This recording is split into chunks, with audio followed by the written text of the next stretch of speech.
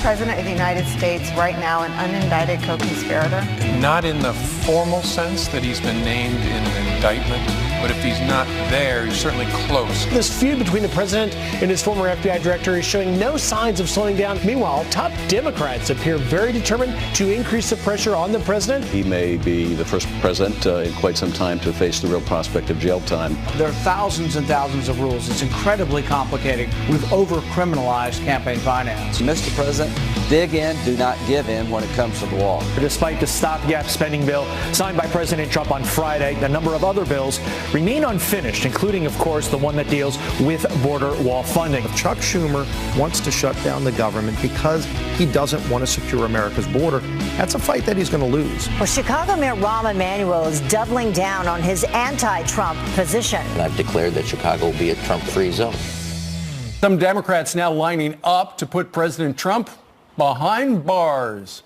The real prospect that he may be the first president in quite some time to face the real prospect of jail time. The president has now stepped into the same territory that ultimately led to President Nixon resigning the office. Certainly they'd be impeachable offenses because they were committed in the service of fraudulently obtaining the office.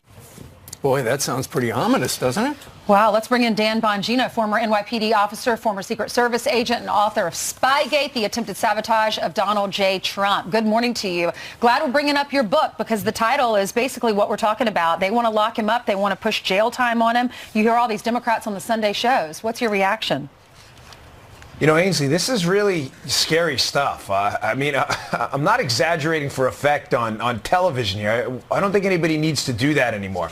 It's not just that, you know, in the book I cover the scheme and the malfeasance and misfeasance and potential criminality used to take down Donald Trump. It's not just that they're apparently now going to get away with some of that.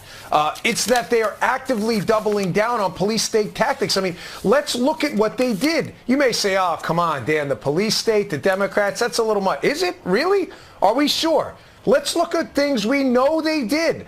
They unmasked private American citizens' phone calls. They were listening in on American citizens' phone calls without a warrant. Legal, but the reasoning questionable at best. They tapped into the NSA database. We know that. We've had a FISA court disclosure saying that. We had to misuse the FISA process to spy on Americans who still have not been prosecuted for any crime. Carter Page, explain to me again how this isn't police state tactics. And now they're doubling down and they want to throw the president in jail? You know, for what? For civil violations? Yeah. Would you say in the latter half is all true, but just to stay on this and what came down in the Cohen documents, the dramatic way in which they postured the need for transparency so the powerful and the wealthy don't rule the election process.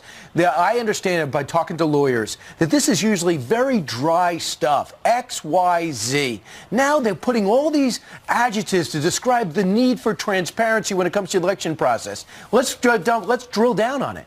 There were two women coming forward. They were going to say negative things about the president and relations. If you are running for office, whether it's a bad business deal where you have a bitter partner, you want to make sure that things are going the best you can to keep everything on your eye on the ball and things on the issues that are going to have a thumbs up or thumbs down in the election. So these things come out there. He evidently, Michael Cohen, writes checks for over $100,000 to two women. Now, that's an election law violation. Now, according to everybody's stats, in 2008, Barack Obama's campaign spent nearly $2 million in illegal election in violations of election law.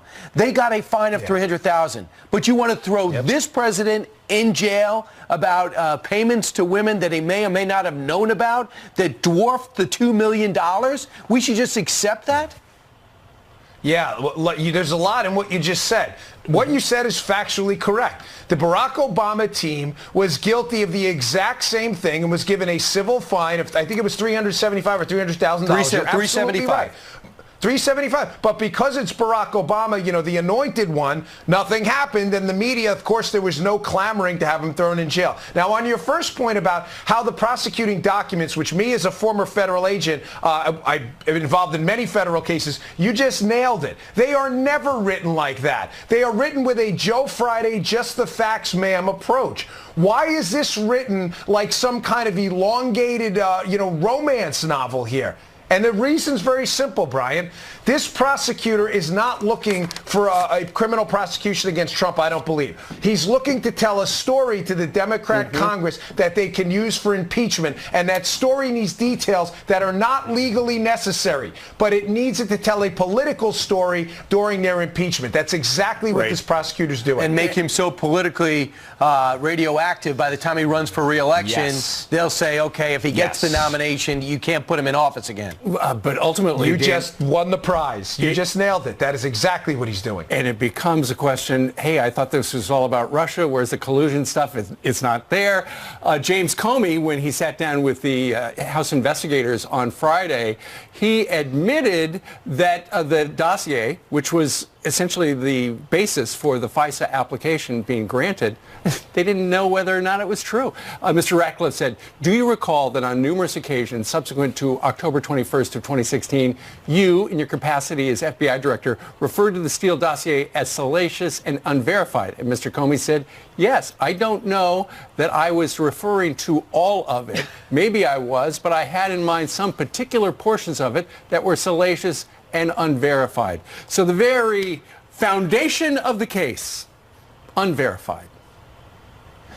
You know, Steve, it pains me to say it, but Jim Comey has a real problem with the truth.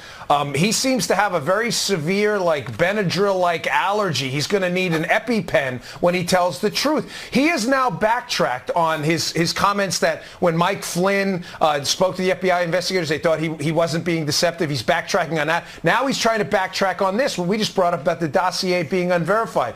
This should shake every American's faith in the, I want to be clear on the distinction, on the upper management of the FBI. The men and women I worked with were great.